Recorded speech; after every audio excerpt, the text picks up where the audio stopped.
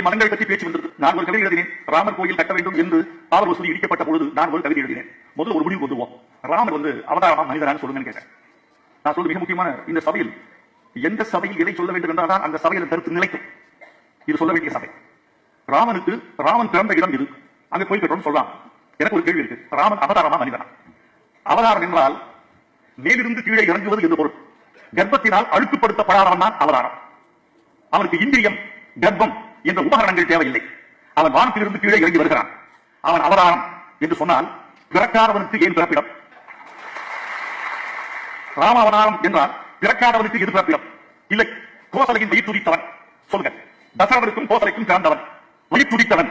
அப்படி என்றால் வயிற்றிலிருந்து வந்தால் அவன் மனிதன். மனிதனுக்கு எதற்கு கோயில்? இந்த ரெண்டு கேள்விக்கும் இதுவரைக்கும் பதில் இல்லை. நான் ஒரு பொது மனிதனாக, மத நல்லிணக்கம் பேசுகிறவனாக, இந்த மண் மனிதநேய மண் என்று வற்புறுத்துகிறவனாக நான்